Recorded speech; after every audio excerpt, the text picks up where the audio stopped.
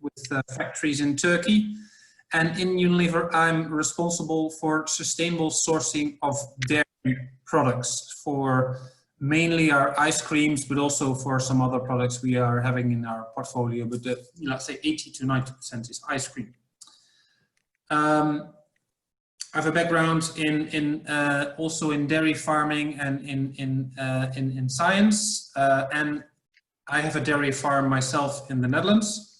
And during the last, I'm now working for about 10 years for Unilever, and during the last, past 10 years, I visited Turkey a number of times, and we are now also working with some of our suppliers with respect to sustainability. And I know the topic where you are working on is focusing on water, but what I want to do is start introducing what Unilever is doing, from a holistic point of view, and then, coming back to water and what our requirements are for water. Because, our point is we want to focus on making, farms more sustainable. So it's never, one angle, not only water, but, includes all aspects of sustainability. So economic, ecological, and social aspects. Just as a short introduction, it's, about Unilever. We are a global company with a turnover of around 55 billion euros, where, Asia and also Russia and also Turkey are, fast growing regions, as you can see. Not many of you might know Unilever, but you might know many of our brands we have, and then for ice cream, for example, we have the Walls brand. I think you can see the logo. I can't remember the exact name in Turkey, but in principle, we have the same name in Turkey. We have Magnum, we have Cornetto, we have Ben & Jerry's, as a major of our ice cream brands. In 2010 already, our former CEO, Paul Polman, announced the Unilever Sustainable Living Plan. And the focus was on, we have a growing world population, so that needs more food.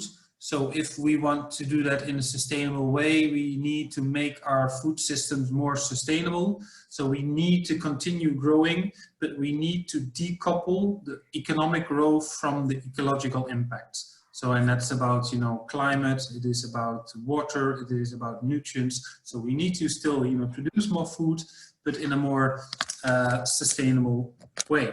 So that's in principle where our sustainable living plan is about. And then it has in principle 3 pillars. It is working on positive social impact, of course on business growth and Unilever, but the last thing is also decouple environmental footprint. And the last bit, that's decoupling environmental footprint, that's the topic where I'm working on and responsible for with respect to dairy. So these are the 3, from these drivers we have defined 3 big goals: help more than 1 billion people improve their health and well-being, to halve the environmental footprint of our products, focusing on water, focusing on emission of greenhouse gases, and focusing on nutrients, and enhance also the livelihoods of millions of people as we grow our business in our supply chains. So, for example, we are also significant buyers of palm, of tea, of soy, so that are also some of the main ingredients we are focusing on with respect to sustainable sourcing. If we then talk about reducing the total impacts, then as mentioned, these are the most important. Greenhouse gases, where it's a bit outdated graph, but we have seen a reduction of 43% up to 2010, and then even further decline after that. The same for water and waste. And it's also good to know that, the last 10 years we have working on this agenda.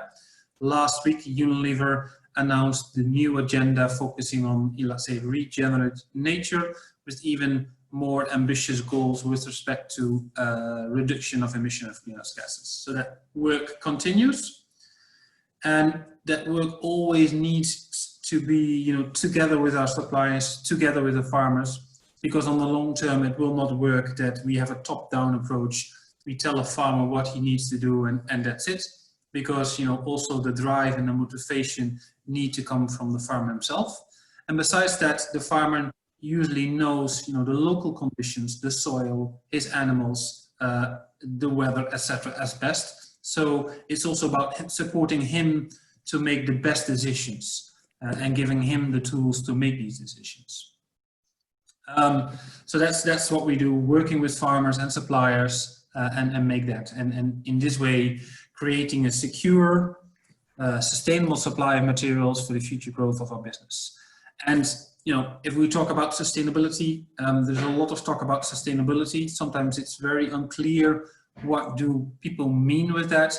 Within Unilever, we have developed a sustainable agriculture code, and in that code it is really defined, okay, for all the elements including the code, okay, what do we mean and what do we say are mandatory requirements, so all the farmers and suppliers need to comply with, that we can say are sustainable suppliers. And we have expected requirements where we say, okay, well, we need to have at least 70% compliance.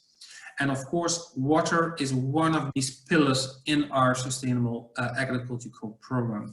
So, if you have not already done so, I'm happy to share, let's say, all the documents after our call, so you can have a look in detail, okay, what are the exact requirements with respect to water, and some of these I will shortly touch on later on. So as you can see here, the Sustainable Agriculture Code, and in principle also all available in Turkish, and also implementation guideline, which is also available in Turkish. And then we have a set of scheme rules, and that determines when Unilever can say, okay, well, this is a sustainable source of, for example, dairy volume, so we can report that this dairy volume is sustainable source. And that's all, verified by third parties.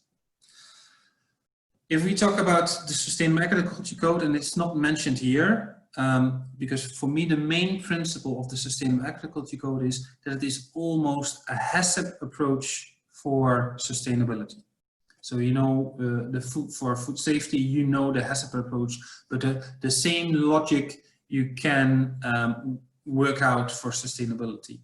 If you talk about water quality or water quantity, okay, what are the risks there for worse water quality? What are the risks of losing or using too much water in water scarce regions? And if you have all these risks together, then you can say, okay, well, these are the measures we need to take to protect water quality and water quantity, so that we also can use water, for example, in the periods when it's really dry. And at least what we can see here in the Netherlands is that 35 years ago, I went to holiday in the south of France, and the climate in the south of France we had 35 years ago, we have almost now in the Netherlands. So that you can really see a change in weather conditions. For example, this week, it's a tropical week in the Netherlands. It's 30+ degrees of Celsius. And last year we had a full week of 40+ degrees of Celsius. So there's a real shifting, and water is really important there, because it's a real important asset for producing food. Having said that, the 4 principles for sustainable agriculture are, maximize yield and quality, and with using as less as resources as possible. So how can we maximize production with reduced commercial fertilizer, reduced pesticides? How can we use, and that is actually the second point, so minimize the impact and make a positive contribution to soil, water, air and biodiversity. Optimize the use of renewable resources while minimizing the use of non-renewable resources, so trying to make that shift from the fossil fuels to the solar, to the biodigesters, to wind power. And of course that's a long step, but we really need to work on that.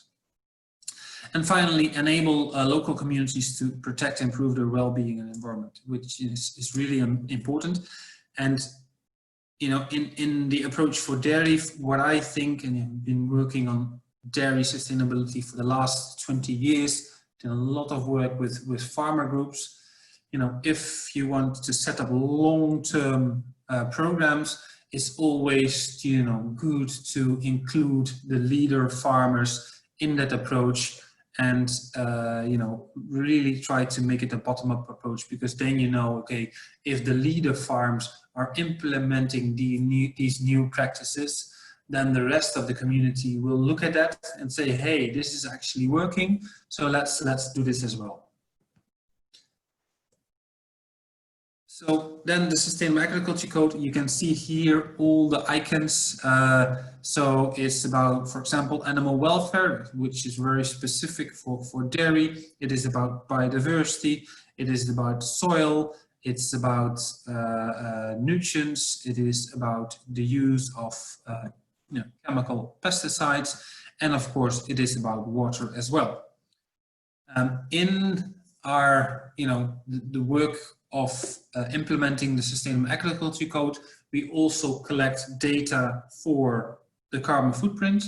We collect data on the use of pesticides. We collect data on, you know, the production, or, you know, how much nature or biodiversity is protected on the farms. We collect data about, you know, livelihood, so how many employees are on the farm, how many of these get a livable wage, and we collect data on water use on farms.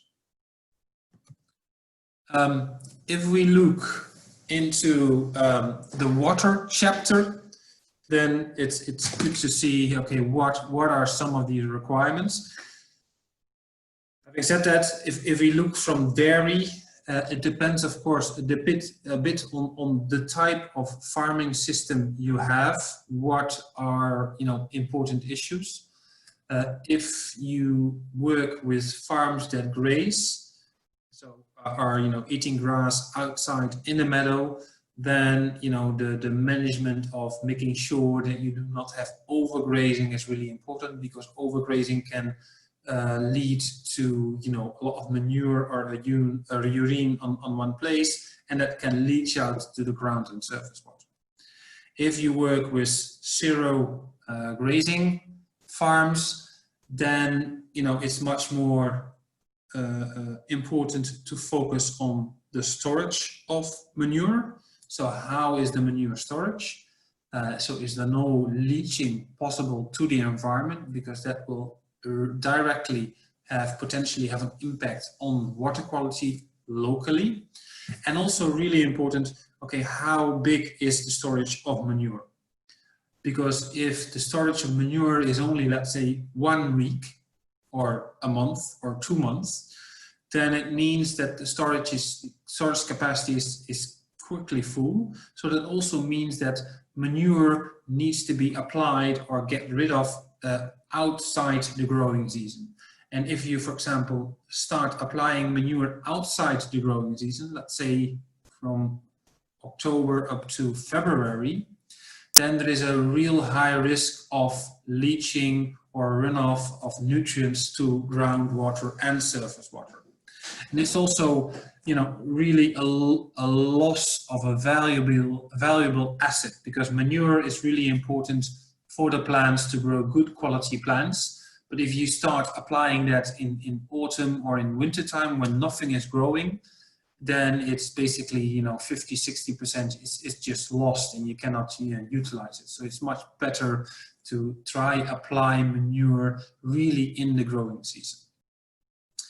And as an example, in some countries, at least in Europe, they have restricted the application time of applying manure. So in the Netherlands, as an example, you can only start applying manure by the 15th of February, and you can apply it until the 1st of September. And the rest of the year is not possible, meaning that you need to have at least, let's say, around 5 months, 5.5 months of manure storage capacity. Of course, that's a significant investment, but it also leads to less losses, a higher efficiency, and also in potential that you need to use less commercial fertilizer. So there is also a certain payback there. So that are the most important things about, maybe water quality. Of course, the application of pesticides is also really important. Again, for the application of pesticide, it means, okay, you need to comply, of course, with the local legislation, and also there, the timing of the application of pesticides is really having an impact on, the quality of groundwater and surface water.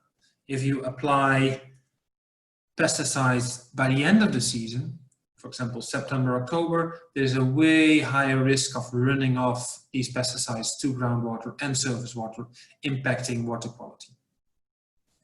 Another aspect, really important, is water scarcity. So, okay, really dry periods.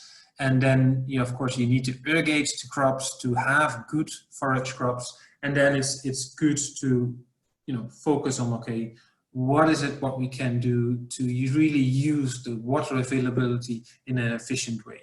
So, and as an example, they even start experimenting with drip irrigation for corn. Of course, we know drip irrigation for tomatoes, but also in dairy farming in the Netherlands, especially because we had really dry years in 2018, 2019, and also this year, they start experimenting, okay, we still need to irrigate these crops. So how can we, do that in an efficient way? And drip, there are several techniques how to do that efficiently, but that's really good to look into that. Okay, that's a general overview. Now coming back to, okay, what are the detailed requirements? So this is a mandatory requirement. So it's about, you need to have a license or permit to extract volume of water you use, and the license must be obtained and the volume cannot be exceeded. So that means it really, of course, complying with the law locally with respect to if you use water for applying irrigation, but in principle similar for applying that water for drinking water for the dairy cows. Another one, it's quite obvious, but if you drive around in some parts of the world, then it's good to really focus on that. So it's water bodies cannot be used as a waste dump, because all that water will lead, or all the dumps will lead to a worse water quality. And if that settles in and these concentrations in water get higher, it will also impact the quality of the crops. Sometimes things are very obvious, but if you drive around also in some part of Turkey, then you can still see there are things that need to be improved there. So a good waste management on dairy farms with the silage wraps, with the empty packaging of commercial fertilizer, with the empty packaging of the pesticides. So everything where you have a potential risk that it can lead to the environment and can come in surface water, a good waste management program will help to improve water quality.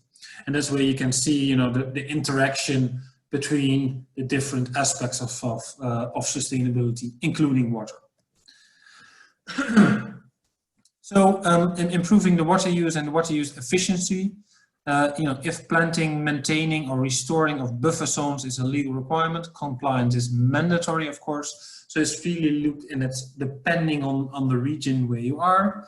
You need to make sure that if there are waterways in the region, that you need to keep sufficient distance to the waterways, not apply manure or plant feed crops really close to these waterways, but keep your distance, because if you keep your distance, the risk of manure leaching and the risk of for example pesticides that being applied leaching into the surface water will be dramatically reduced. So it's the way to do it.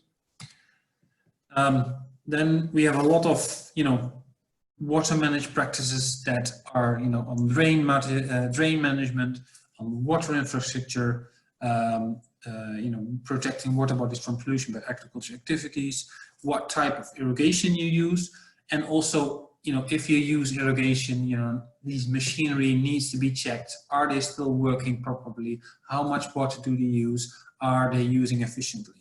So that's really part of it, of the code, and that means, for example, that equipment needs to calibrate it at least one time a year.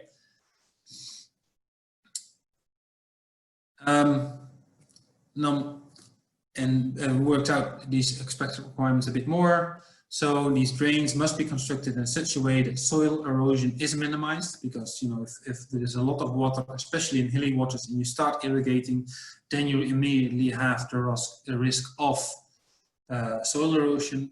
So it needs to be in good working conditions, and you need to protect water bodies from pollution by sewage water, wash water, and other agricultural activities, as mentioned before. You need to, if you choose an irrigation system, you need to consider other sustainability factors. So, for example, irrigation materials can use up a lot of fossil fuels. Some new systems are coming on the market that are fully running electronically. If we have the possibilities to connect that, for example, with solar panels, then you have a climate neutral way of irrigation, which can be preferred upon a normal system using fossil fuels. And of course, if you start irrigating, you need to really check, okay, what is the quality of the water?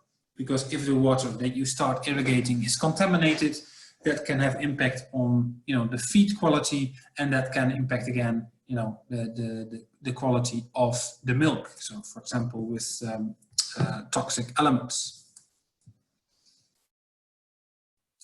So these are some of examples of requirements we have on water quality. The way of working in Unilever is that we start up the process of working with our suppliers, and as mentioned, we have started working with some of our Turkish dairy suppliers as well, where normally there are two ways of working to be able to show that you are compliant with all the criteria we have, including the water requirements. We start, let's say, a pre-audit process, and we find out, okay, are there any gaps with respect to the requirements of Unilever for water and for other sustainability elements? And so if there are any gaps, okay, can we work on that? Once we have done that work, and once we have collected also the metric data, which I mentioned before, on the carbon footprint, on water, on pesticide data, then the farms in principle are ready to be audited by a third party.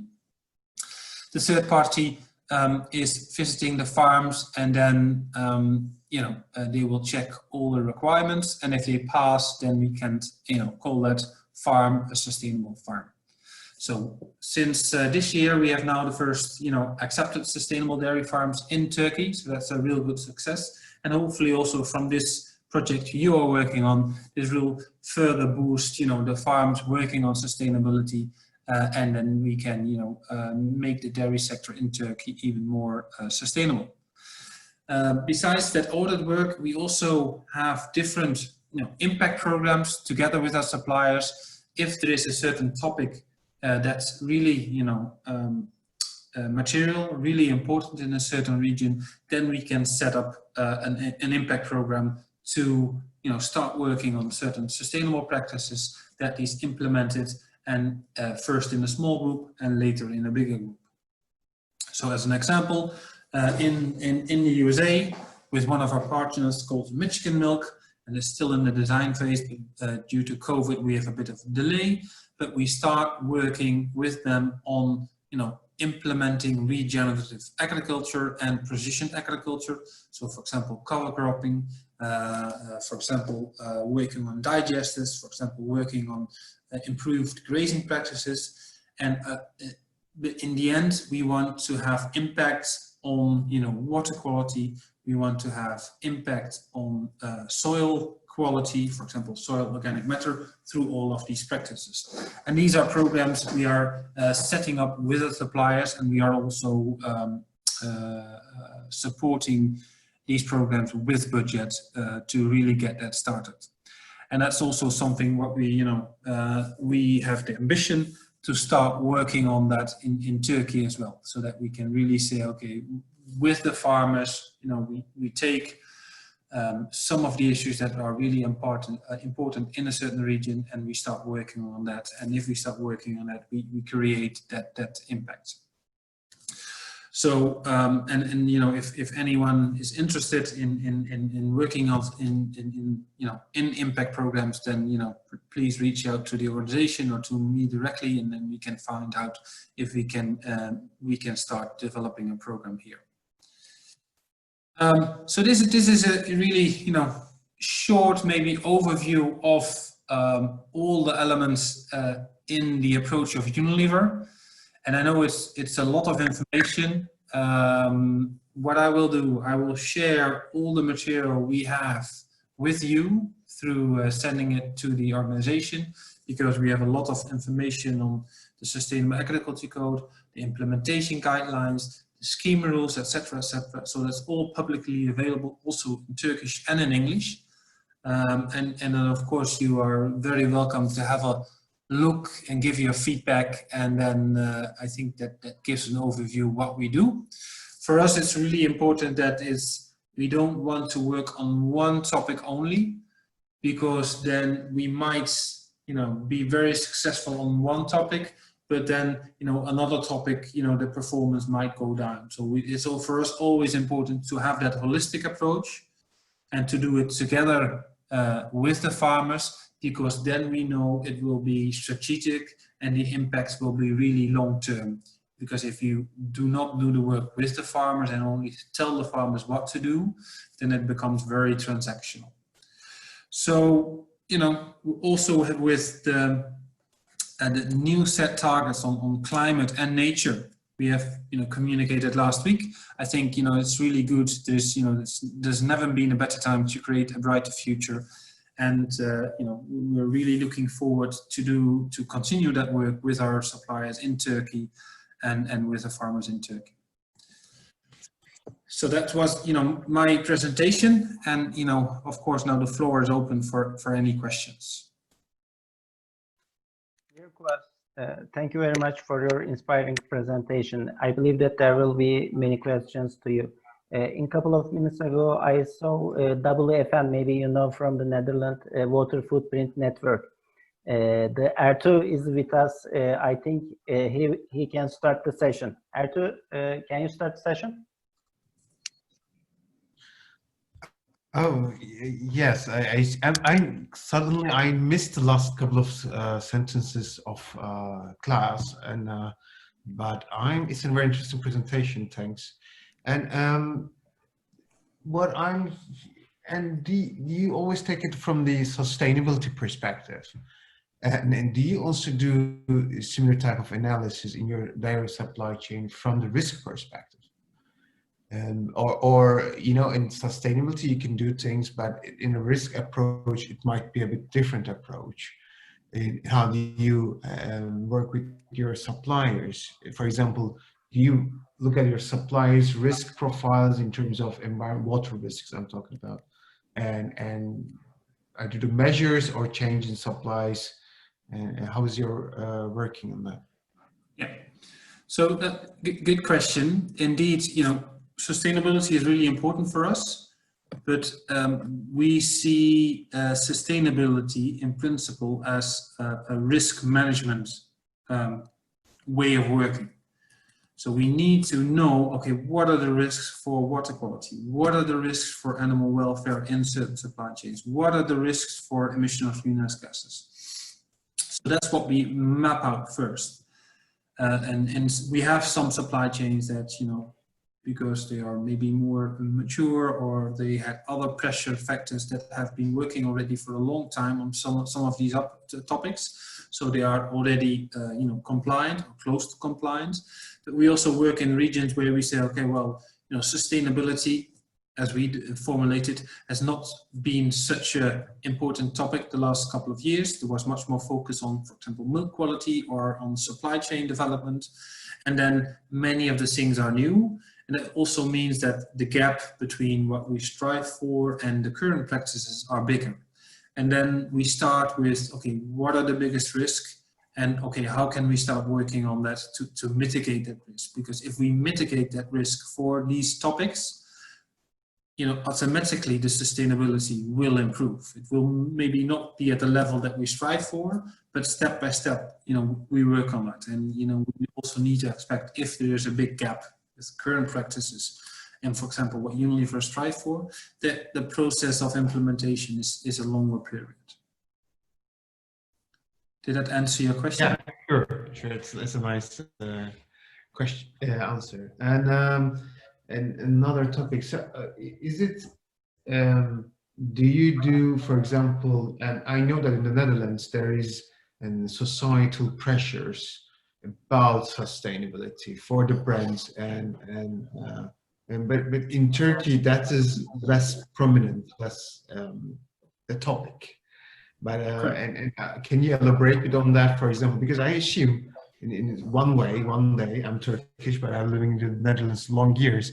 But one day the societies will transform into more sustainability, demand-driven societies. And maybe you can elaborate to the Turkish dairy sector producers and from that side on the consumers and your clients and engagement with those. Yeah. Exactly. Yeah, you can see that different regions are, let's say, in different phases, and the Netherlands is I would say, almost a small city with a lot of agriculture, with a lot of dairy farming and intensive livestock, and that's one of the reasons. And we are a very, let's say, wealthy country, so people also have the possibility to think through, okay, what is the sustainability of our food system and what do we want to have? So that's why there's more societal discussions around, the sustainability of food systems. And that's why, for brands, it's also really possible to really position themselves on sustainability, and that really adds value in the market. So, if we talk about Ben & Jerry's, that's an ice cream brand of Unilever. If we talk about Magnum, more focusing on sustainable chocolate, then you all see that the brands within Unilever in these countries, in Northwest Europe, but also in the US, and Australia, and New Zealand, that really focus on sustainability, that grow much harder and faster than the brands that do not focus on sustainability. In other countries, I think, the focus is still, on food security, on food quality, on food prices. So, the stage is a bit different. But also there, you see that the environmental concerns are increasing. People, living in the cities, they see the environmental pollution, they see the change of climate, and step by step, they expect the bigger brands and the governments to start working on that, and not immediately making that choice, let's say, in the retail or in the shop. But that's, the responsibility I think the businesses needs to take and the governments need to take, because that's, the long-term sustainability of the local environment. So yes, you see that difference, and that's why for some of our brands it's difficult to really focus on sustainability in regions where the consumer is not really making that choice on the basis of sustainability to buy a product. On the other hand, as a corporate company, it's still important. So we still need to work. So it's in Europe, it's much more already connected to the brands, and the brands are communicating about sustainability. In other regions, it's less, but still at a corporate level, so at Unilever level, sustainability is still important, and we need to work on that. Thanks. It's because this is important. I mean, I know from my experience with Unilever, I did some 12 years ago, 13 years ago, some projects about water sustainability with them, and they were leading the work. I mean, in those days, even in Europe, that was something new about supply chain perspectives on the water sustainability. and Unilever is one of the companies that was leading one. And nice to hear from you that you are actually seeing and also a business case in it, and not only just the environment, but also because I think this is a way of we can increase the sustainability in Turkey through the dairy supply chain value chain at the moment, where there's not an external demand exists in terms of the consumers. No. And it's also about teaching consumers about, okay, what we can do in our supply chains to improve sustainability and to bring them along the journey, why it is so important. And in the announcement of last week, the brand of Unilever committed to paying 1 billion euro investing in sustainability. And of course, that if they start investing really that these amounts of money in sustainability, and then we can start these impact programs, of course they need to start valorizing these investments in the market as well, because in principle you could almost say, well, it's marketing budget which is now spent on sustainability, and then you need to take that value there as well.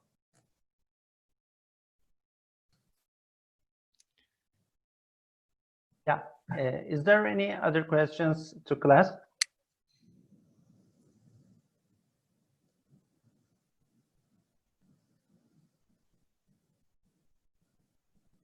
Sorularınızı Türkçe sorabilirsiniz.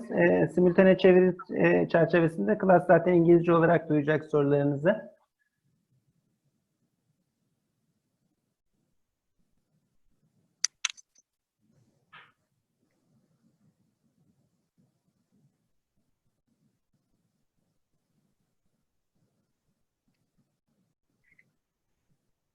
Maybe I can ask a question. You said that you have sustainability criteria to your suppliers. Yeah. When we think in general, if they didn't obey their rules, do you stop trading with them, or they have to make a progress on sustainability? It depends a bit on the region where we are, because it also depends, okay, what's the current situation. If there's a big gap, then of course, we do not expect that, next year they are already there, but they need to be willing to go on the journey with us. And if they do not want to go on the journey with us and with at least some of the groups of the farmers, then the decision normally is that, we will find a new supplier. So in Europe, for example, it's easier, because there are more, let's say, already suppliers with their own sustainability programs. For example, Arla, for example, Friesland Campina, the large co-ops, but also small companies that have really good and nice programs. That also means that, if we work with a supplier in Europe that does not want to work with us on sustainability, then we are already now in a phase that there will not even be signed a contract. So, in the starting discussions with the suppliers, sustainability is almost a mandatory element. If they do not want to work on that, then we will not work out a contract with them. In other regions where the gap is bigger, okay, then of course they need to be progressive, and if they are willing to go on the journey, yes, then we can work.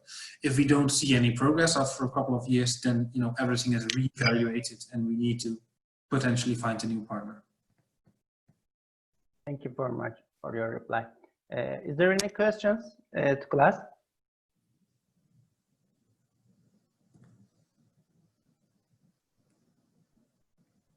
Yeah, we are waiting questions.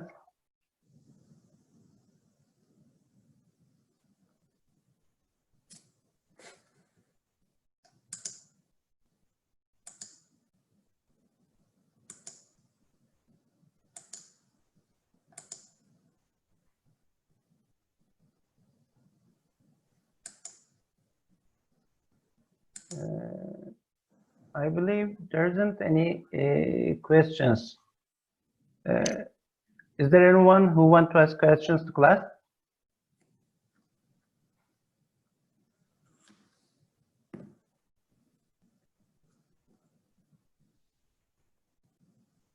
Yeah, I think that there isn't any question from the attendees part. Klass, I want to say thank you for your participation and your inspiring presentation. And you give many new information to us, and also we are waiting the documents that you said to us during your presentation. If you sent them to us, we can post these documents also on our project website, and we can send to attendees. Thank you very much for your help to us. Okay, thank you. And if any more questions, of course, please reach out to me, and I'm happy to answer these. Thank you very much. Thank you. Okay, thank you. Okay. Bye. Have a nice day. Bye. Have a nice day. Bye for now.